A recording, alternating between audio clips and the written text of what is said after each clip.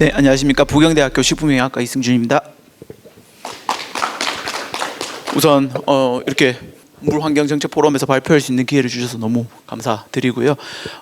앞에 첫 1차 연사분들이 너무 다 사이언티픽하고 좋은 내용을 발표를 해주셔서 제가 어떤 내용을 발표할까 참 고민을 많이 하다가 좀 급하게 그래도 미국 오하이오 EPA에 자료 좀 달라고 요청을 했더니 주긴 주던데 또 대비라고 해가지고 일부 자료만 가지고 왔습니다.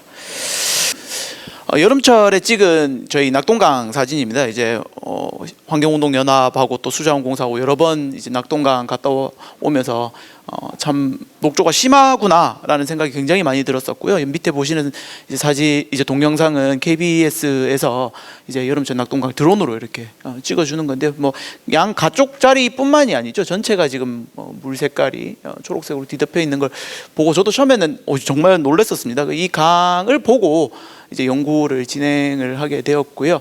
우선 뭐 이미 앞에 많은 연사들이 이제 남세균에 대해서 설명을 해주었을 텐데요. 남세균은 35억 년 전에 등장한 세균입니다. 굉장히 큰 특징이 있다면 다른 세균과와 달리 광합성이 가능하다는 큰 특징이 있어요. 그래서 초록색이죠. 나뭇잎과 같은 초록색으로 광합성이 가능하고요. 이런 사이노박테리아는 생태계에서 아주 기본적인, 아주 기초적인 역할을 하고 있습니다. 산소를 생산하고 또 이제 생태계를 지키는 역할을 하고 있는데, 문제는 너무 많이 자랐을 때가 문제죠. 그걸 우리가 흔히 녹조 뭐 이렇게 하고요. 요즘에는 이제 녹조 라떼까지도 들어가는데요. 정확하게 번역해 보면 남세균 대발생이죠, 그죠? 이 남세균 대발생이 위험한 이유는 일부 남세균들이 이제 독성 물질을 만듭니다. 그걸 총칭해서 시아노톡신이라고 부르게 되는데요. 시아노톡신에는 아나톡신, 실란드로포몹신, 마이크로시스틴, 노듈랄린, sak스톡신 등 다양한 독성들이 있습니다. 이건 이외에도 더 있고요. 이런 종들마다 생성해내는 독들이 다릅니다. 우리가 알고 있는 마이크로시스티스는 마이크로시스틴만 생성을 하고요. 봄철 늦봄에 주로 생성되는 녹조균인 오실라토리아나 플랑크소릭스 같은 경우에는 또 다른 종류의 여러 종류의 독성을 동시에 만들어내기 때문에 한 30여 종이 있습니다. 이런 남세균들이. 이런 남세균들의 관리가 필요한 것이죠. 미국에서 과연 녹조를 어떻게 관리하고 있는가에 대해서 보면, 우선 국토부에서 이제 USGS 미국 국토부에서 3,000개의 호수를 매년 조사를 하고 있습니다. 그리고 그 데이터를 항상 공개를 하고 있죠. 노아와 함께 데이터를 공개하고 있는데 우리나라에서는 접속이 안 되는데 이제 미국 들어가서 보면 보입니다. 그래서 요 보면 뭐 한 2,000개 또는 3,000개의 호수에서 뭐 마이크로시스틴, sak스톡신, 실란드로포몹신 각 호수와 강에 얼만큼 있었고 평균치 값을 이렇게 이제 일반인들한테 공개를 하게 되고요. 요건 이제 제가 미국 처음 갔을 때 이제 이지영 교수님하고 같이 작성했던 논문 중에 하나인데, 이제 모디스라고 해서 위성을 통해서 녹조를 분석하고 그 지역에 이제 간암 환자, 이제 사망률하고 이런 거 분석을 같이 해서 이제 이렇게 나온 그림인데, 녹조가 증가하니까 간 질환 사망자들이 같이 증가하더라라는 내용도 함께 발표를 했었습니다. 녹조는 앞서 이야기드린 것처럼 몰래 있던 존재입니다. 여기에 두 가지 문제점이 있는 게 바로 이제 우리 인간의 활동이죠. 농업 활동, 산업 활동, 이런 활동들과 그다음에 기후변화, 이 두 가지가 겹쳐서 지금 현재 녹조 현상을 더 심화시키고 있습니다. 조금 더 세부적으로 보면 이미 들으셨겠지만 담수환경에서 NP 비율이 굉장히 중요합니다. 이 비율에 따라 사이노박테리아의 종이, 우점되는 종이 결정이 됩니다. 물론 앞서 이야기했던 어떤 군집이 안에 기존에 있는가에 따라서도 중요하고요. 태양의 시간, 그다음에 수온, 그다음에 염수의 농도, pH, 이 모든 것들이 요 어느 사이노박테리아가 자랄 수 있느냐, 마이크로시스티스가 자랄 수 있느냐 없느냐, 더 우점하느냐, 이런 것들을 정하게 됩니다. 여기에 온도 상승이죠. 특히 수온 상승이나 강수량, 단기성 호우는 이제 주변에 토사물들이 더 많이 들어오면서 이제 부영양화를 일으키게 되고요. 염류가 증가하게 되면 사이노박테리아들은 일반적으로 염류에 강하기 때문에 다른 미생물과 달리 우점을 할 수 있는 환경이 만들어지게 됩니다. 여기 이제 수계 변화도 큰 영향을 미치죠. 뭐 수량이 얼만큼 있느냐, 이 생태계가 어떠냐, 또 물 속도는 어떠냐에 따라 영향을 미치고 있습니다. 제가 2012년 미국에 갔을 때 레이크 1위호고요. 여기 2014년 아마 사진입니다. 앞서 보여줬던 사진에도 보니까 저희 랩멤버 사진이 이제 있던데요. 전 세계적으로도 다 있고요. 그 다음에 2013년에 타이우도 이제 가봤더니 굉장히 녹조가 심해서 난리였었는데요. 굉장히 많은 녹조 연구들이 현재 미국에서도 아직까지 이루어져 있고요. 작년에 미국에 갔더니 이제 무엇을 하고 있습니까? 라고 물었더니 이제 그 레이크 1위호에 있는 기러기가 분변을 레이크 1위호에서 못 사게 하려고 드론으로 이제 특정 구역으로 이제 인도에서 그 지역에만 그 기러기들이 분변을 배출할 수 있도록 만들고 있다라고 이제 올해 초쯤에 이야기를 하더라고요. 그래서 드론으로 지금 현재는 그런 강의 최대한의 부영양화 현상을 막기 위해서 레이키 1위 호에 굉장히 많이 노력했고요. 그로 인해서 개선도 굉장히 많이 됐습니다. 농민들이 굉장히 노력해 준 것도 있고요. 주변 공단에서도 수많은 노력들을 또 했었죠. 녹조의 영향은 생태계 그리고 수질, 건강, 경제적인 효과, 이 경제적인 소실까지 어마어마하게 다방면으로 영향을 미칠 수밖에 없습니다. 그 이유는 우리가 물을 항상 쓰기 때문이죠.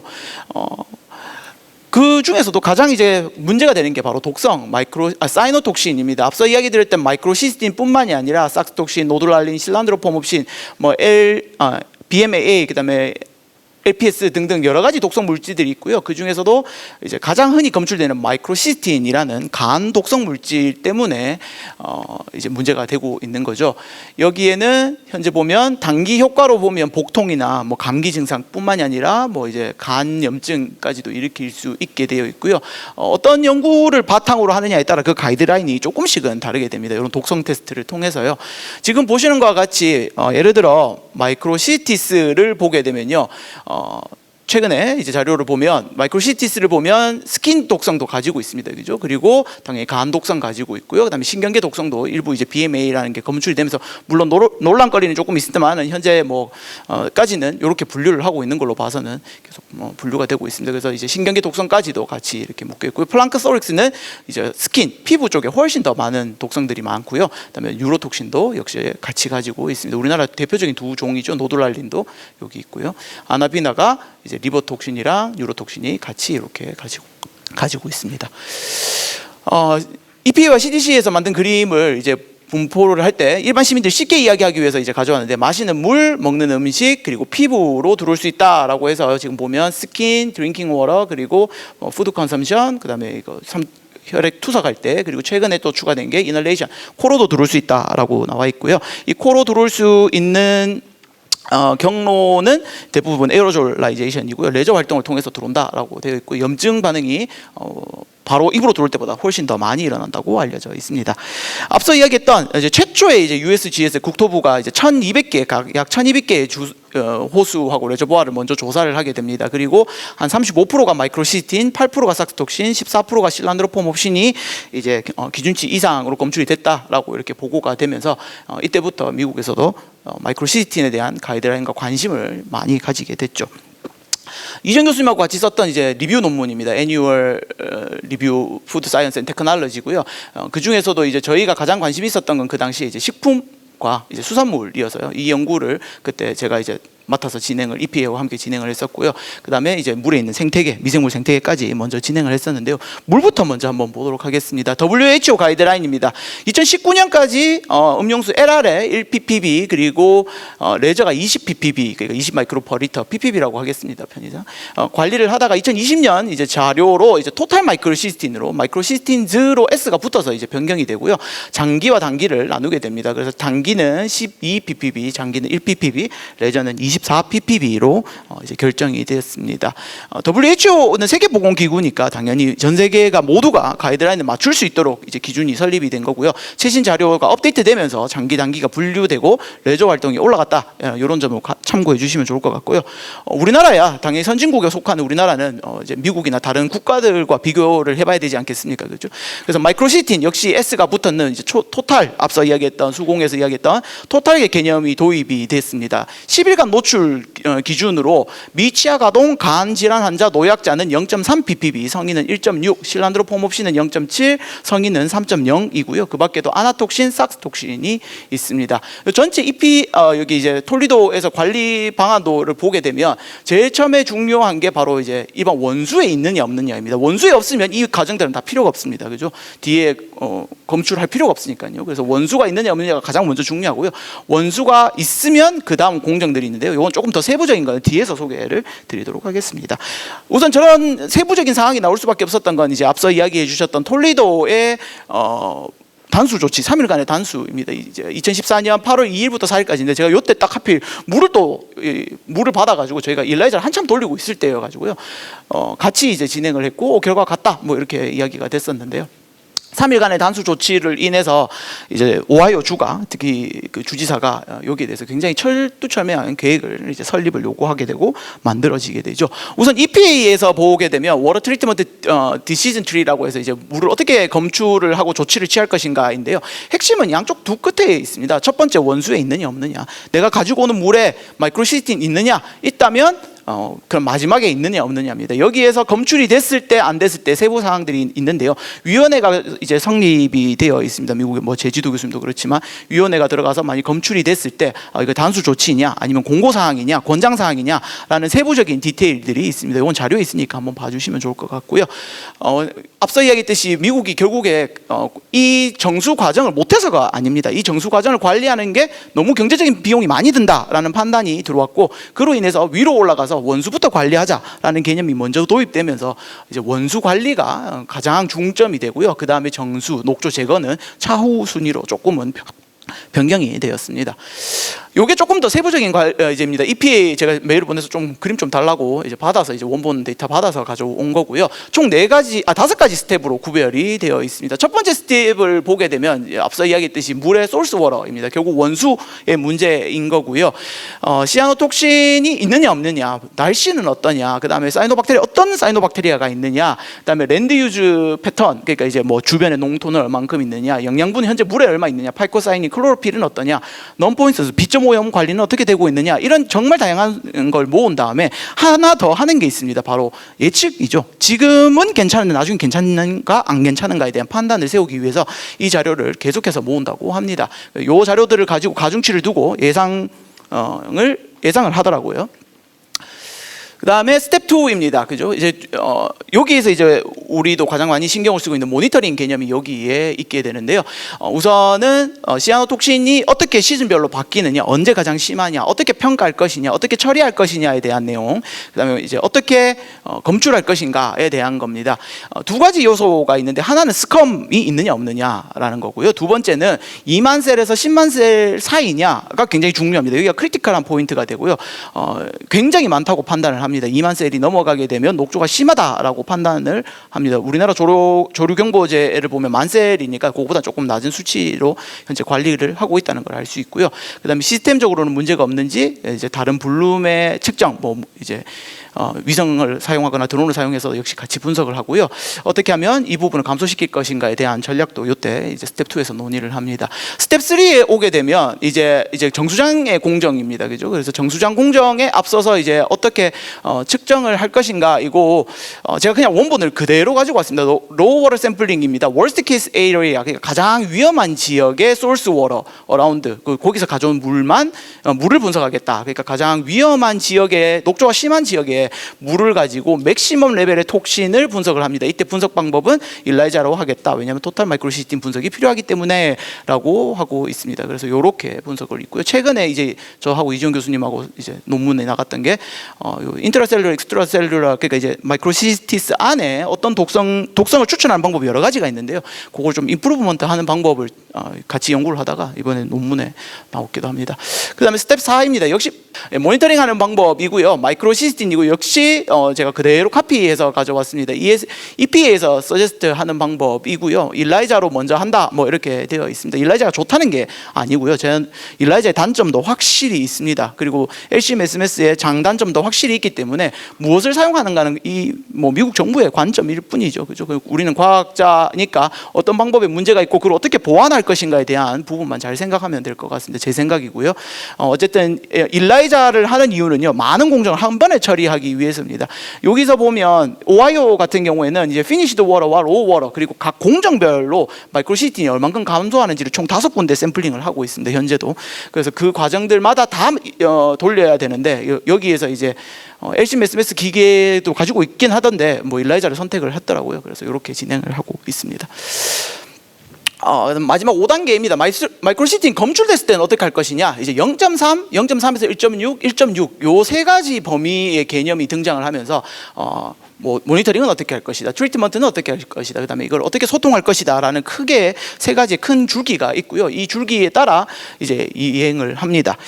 조금 이따 이야기를 드리겠지만 왜 일라이자를 도입했는가를 생각을 저도 많이 했습니다. 그런데 가장 큰 이유는 일라이자는 범위의 개념으로 이해를 하면 조금 더 쉽지 않을까라고 제 생각인데요.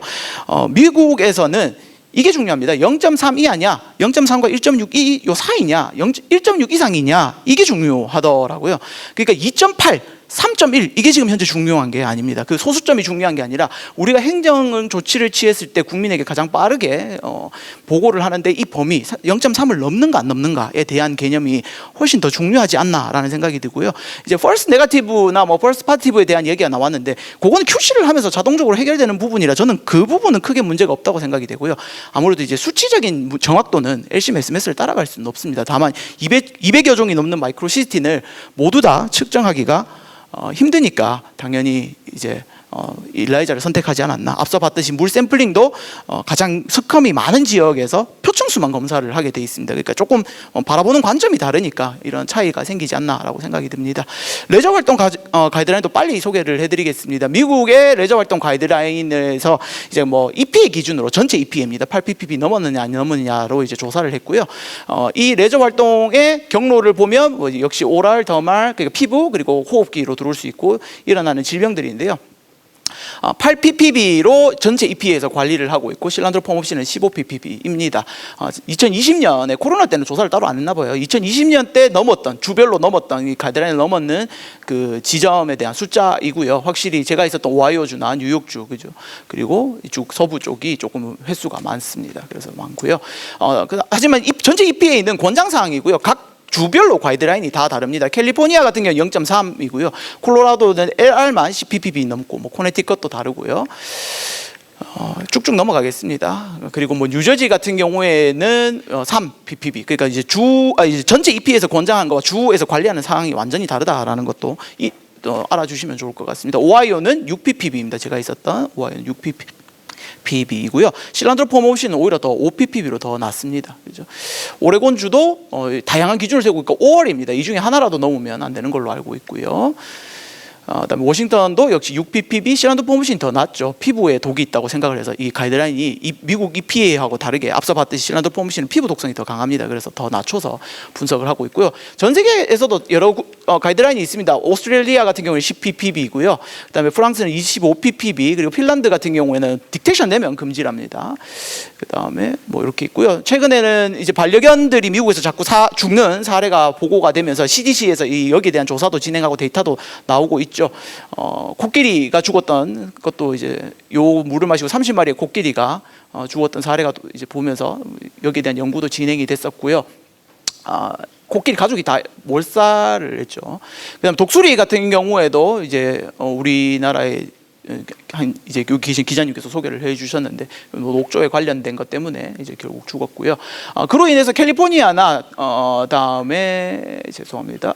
그다음 오레곤, 텍사스 같은 경우에는 이렇게 애완견을 위한 가이드라인도 있습니다. 그래서 이 가이드라인에 맞춰서 몸무게가 안 읽다 보니까 죄송합니다. 몸무게에 따라서 각각의 가이드라인이 있어서 애완견도 금지하거나 뭐 이제 하는 조치가 함께 이루어지고 있습니다.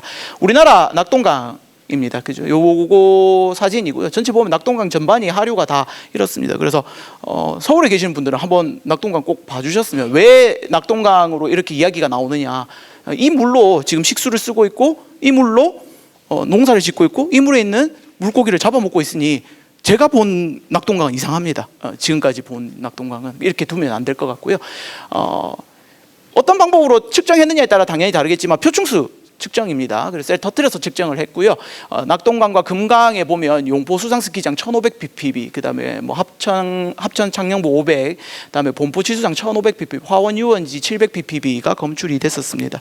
그죠? 그래서 뭐 섞었을 때 뭐 이런 방법인데 저는 이제 당시에 배운 방법으로만 했기 때문에 뭐 이런 점이 있다는 거 조금 양해를 부탁을 드리고요. 이제 가장 높은 수치일 뿐이고요. 여기 보면 전체 데이터도 함께 공개를 했습니다. 평균치입니다. 여기에 자라는 물고기 괜찮은가? 이미 같이 옛날에 한 교수님하고 이제 레이키 1호에서 잡아서 검사도 하고 했었습니다만은 지금 보시면 뭐 여러 가지 세종이 있고요. 이제 먹으면 된다 안 된다 이런 판단도 있습니다. 여름철에는 섭취를 오하이오도 금지를 하거나 이제 공고상으로 내리게 됩니다. 먹으면 안 된다라고 이제 따로 내리게 되고요. 특히 그 지역에서 물고기를 많이 먹는 시민들은 좀 금지를 하게 됩니다. 어디로 많이 가느냐라고 물으면 근육보다는 키드니나 리버 쪽으로 많이 가는데요. 물 농도보다는 물고기 자체가 함유하는 양이 더 많다고 합니다. 저 역시 저 방법에 따라서 이제 일라이자와 LC-메스메스 모두 조사를 진행을 했었고요. 이제 빠가사리, 참깨, 메기, 붕어즙 그리고 조개 뭐 이런 거 같이 이제 조사를 했고요. 아나톡신도 함께 검출이 됐습니다. 이거는 마이크로시스틴입니다. 이미 우리나라에서도 한 교수님께서 금강의 하구뚝에서 조개에서도 마이크로시스틴 검출되더라라고 이미 연구 발표를 해주신 바가 있어서요. 요 연구 자료도 함께 참조를 했었고요. 지금 보시면 LR, RR, YR 이렇게 있습니다. 그죠? YR이 원래 물에 많이 없는데요. 이제 어패류로 들어가게 되면 아마 좀 선택적으로 몸에 남는 것 같습니다. 그래서 YR이나 LR이 더 많이 되고요. RR은 오히려 그 물에 많음에도 불구하고 전체 물고기 몸 속에는 별로 검출이 안 됩니다. 제가 해봐도 똑같은 결과가 나왔었고요. 농업입니다. 전반적인 거 다 소개시켜 드리려고 가져왔고요. 농작물 축적된 연구, 이제 마이크로시스틴이 흡수 이행된다라는 연구 결과는 이미 뭐 10년 전에 다 보고된 사례고요. 이건 리뷰 페이퍼입니다. 이지영 교수님하고 함께 작성한 5년 전에 작성한 리뷰 페이퍼이고요. 쌀, 콩, 밀, 상추, 사과, 옥수수, 파슬리 이게 다 전부 다 특정 강에 있는 물로 재배했을 때 검출되는 양들입니다. 어디에 어떤 부위에 얼만큼 남았다, 물 농도는 얼만큼이다 이렇게 적혀 있는 거고요. 이미 너무 많은 연구들이 진행됐고요. 제가 했던 연구들입니다. 마이크로시스틴 10ppb 줬을 때, 뭐 토양에 줬을 때, 입에 줬을 때 어디로 가느냐 하니까 약 한 40%는 식물 쪽에, 나머지 40%는 토양에, 나머지는 아마 디그레이션 되는 것 같습니다. 당근 같은 경우에는 이제 뿌리 식물이다 보니까 먹는 부위에 조금 더 많이 흡수 이행된 것 같고요. 그다음에 경제적 손실도 있습니다. 전체적으로 잎의 수나 크기, 뭐 반지름 다 작아졌고요. 마이크로시스틴 처리하면 이렇게 작물이 바뀝니다. 물론 한 달간 꾸준히 처리했을 때 이런 현상이 나타나긴 하는데요. 똑같은 작물에 1ppb, 5ppb, 10ppb 처리했을 때 농작물의 변화도 역시 있습니다. 입으로 주었을 때는 이게 지금 마이크로시스틴입니다. 샘으로 찍은 사진이고요. 이번 논문에서 이제 퍼블리시하는 데이터인데요. 보시면 이 기공을 통해서 들어가는 장면도 볼 수 있고요. 결국에 내재화라고 해서 마이크로시스티스가 이 입 안에서도 자랄 수 있다라는 연구 결과도 같이 한번 제출을 했었습니다. 이 연구를 바탕으로 쌀에 괜찮은가? 뭐 한 30개 지점을 작년에 환경운동연합에 의뢰를 했고요. 부탁을 드려서 공개도 되냐라고 해서 이렇게 지금 공개를 함께 하고 있는 거고, 물론 언론에 다 이미 공고된 걸로 알고 있습니다. 그래서 일라이자, LC-메스메스 두 가지 방법, 이제 하도 분석적인 방법에 말이 많아서 이제 두 개 모두 다 선택을 했고요. 대부분 보면 또 쌀은 알알이 있습니다. 그래서 이런 연구들은 좀 필요하죠. 역시 농산물에서 옥수수, 고추, 토마토, 오이, 상추, 쌀, 토마토즙 이렇게 했는데요. 저희 구매 장소가 전부 다 일반 시중입니다. 시중에서 뭐 이렇게 검사한 것들 사례를 이제 가져왔고요. 옥수수에서 이방 시장에서 구매한 건데요. 보면 일라이자나 LC-메스메스 모두 다 검출이 됐습니다.